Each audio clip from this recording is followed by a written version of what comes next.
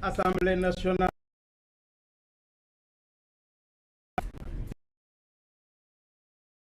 institutionnelle brosse de tous les dangers. Faute de pouvoir s'appuyer sur une assemblée dont la configuration n'entravera en rien son action, le président de la République serait amené à gouverner par ordonnance. Ce qui serait manifestement à notre système démocratique. Le cas échéant, qu'on le veuille ou non, l'Assemblée nationale se transformera non pas en contre-pouvoir,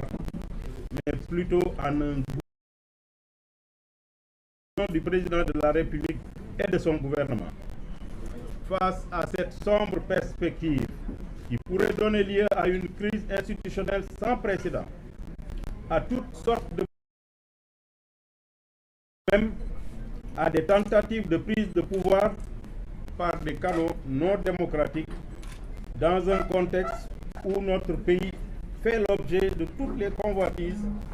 avec les découvertes de ressources pétrolières et gazières sur notre sol, j'ai pris, après mûre réflexion, la décision de mise sur pied par la coalition présidentielle Benno Bokk Yakaar.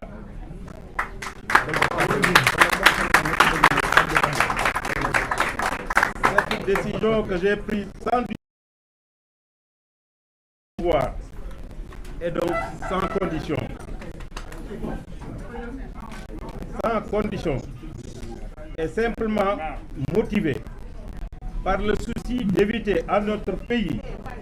la situation que je viens de décrire. Je pense qu'il était donc de mon devoir, en tant qu'acteur politique attaché à la bonne marche de notre État, ainsi qu'au fonctionnement correct de nos institutions, de prendre une telle décision après en avoir discuté avec mon parti et toutes les ligues qui l'ont approuvé. J'ai tenu à en informer solennellement les Sénégalais à travers une déclaration et les invite à avoir une lecture lucide de la situation sans précédent afin qu'elle ne débouche pas sur une crise institutionnelle que nous pourrions tous regretter. Mesdames et messieurs, c'est là la déclaration que je viens de vous lire et la décision que j'ai prise personnellement, sans aucune influence, sans aucune... une semaine, sans téléphone, sans contact extérieur, pour réfléchir. Et après mûre réflexion, pour éviter à notre pays se trouve dans un environnement sous-régional caractérisé par des coups d'État, j'ai pris en toute responsabilité, comme je viens de dire, la déclaration que je viens de vous faire part.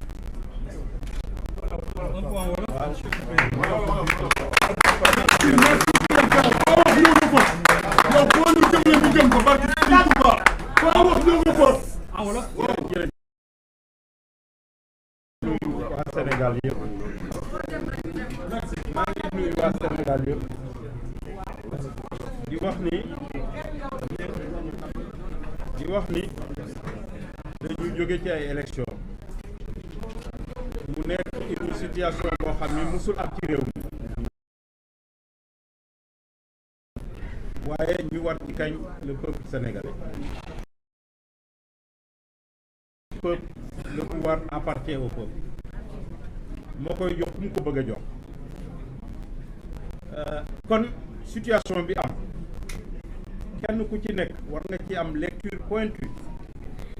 jéem ko analyser froidement mais sans sentiment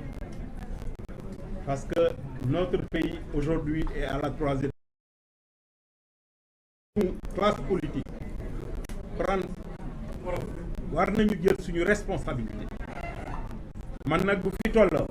damay jël sama responsabilité ndaxte ñu bari ñu ngi naan cohabitation il faut bien réfléchir Sénégal fi mu toll xam ngeen ni cohabitation mënu fi am blocage institutionnel moo fi am sa réew mi yëpp sonn mën na déboucher ci lu nekk te bu boobaa ñi jëluloon seen responsabilité ñooy responsable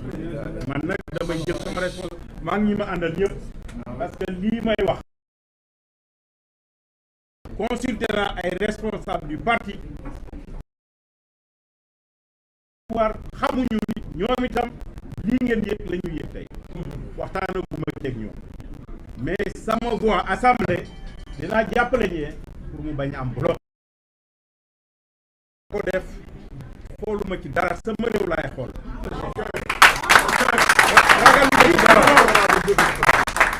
ragaluma ci dara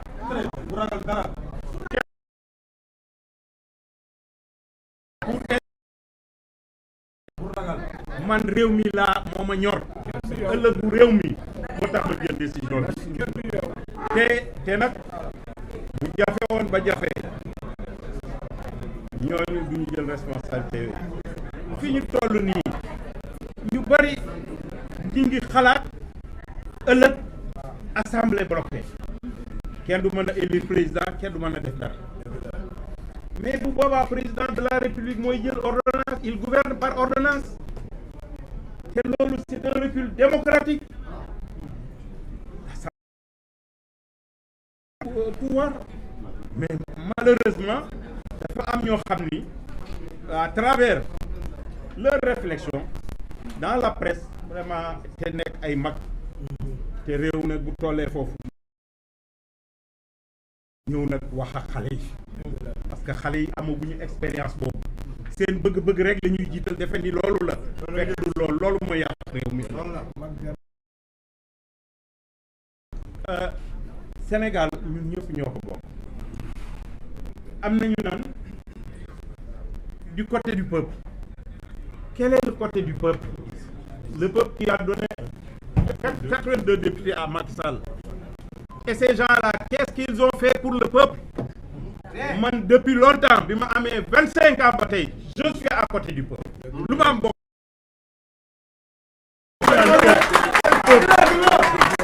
ñi ngi toog seeni kër li ñu am di ko séddoo ak seen njaboot dañu bàyyi nit ñi moomuñu nit ñi que ça suffit xam nga réew mi par quelques personnes loolu nag c'est inacceptable ces personnes-là qui ont trompé une partie de la jeunesse sénégalaise je pense que aujourd'hui il est temps d'arrêter réew mi ñoo ko bokk parce que ñooñu même bu leen yàlla doxoon réew mi ci yenn conditions yi ils auraient des difficultés pour gouverner réew boo ko bëggee bëgg ko jiite da nga koy bëggal jàmm loolu mooy li ma bëggoon a wax maa ngi gërëm ñëpp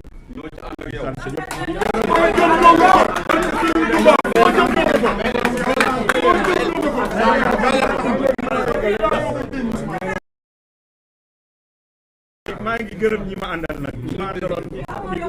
ci coalition bi Aliou Sow Massaly